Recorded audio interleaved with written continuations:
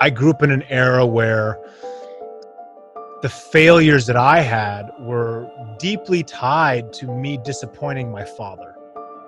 And there was nothing more that I actually wanted than just to have him smiling over at me when I was a young kid saying, "Good job. You did a great job." And I'll always remember one of the first quad skating indoor races that I had. And we're not even on ice. This is like roller skating. I got this silver trophy. Like, this was so cool until I saw the guy who had the #1 trophy. And it was way bigger and it was way cooler and it was way more exciting. And I was like really disappointed. And so my dad saw that I actually went from like peak excitement and enthusiasm to like disappointment and sadness really quickly. And I always remember that my father had told me, and he said, "That was such a great job. You did such a good job. You must have worked so hard, right? When you were out there doing that. How does that feel?" And I was like, "Oh, I wanted to win." And he's like, No, don't worry. Don't worry.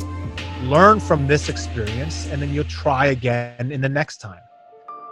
Failure is only failure if you don't learn from the experience. Failure is only failure if you stay down and you don't keep showing up and you don't keep getting up and you don't keep adapting and pivoting and learning in your process.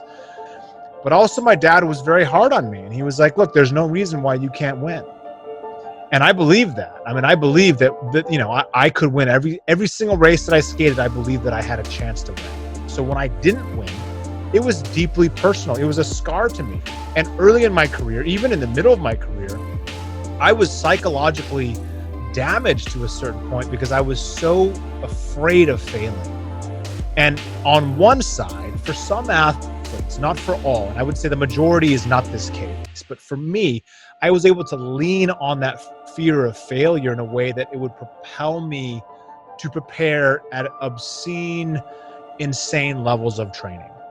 But looking back, I actually performed my best when I wasn't in that fear of failure, when I was actually hungry to win, hungry to perform. I was focused and dialed in, and I was focused much more on progress versus perfection.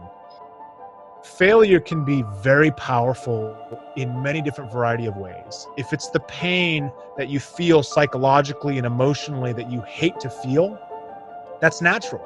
That's human. That means you care about the outcome. That's okay. But if you start to dwell and downward spiral into the snowball effect where you actually becoming destructive and self-sabotaging, that's when you got to get yourself in check and get back in the mode of, didn't go the way that I wanted. How can I learn from this? How can I reapply it to give me the fire again to be driven in a way that's going to help me improve?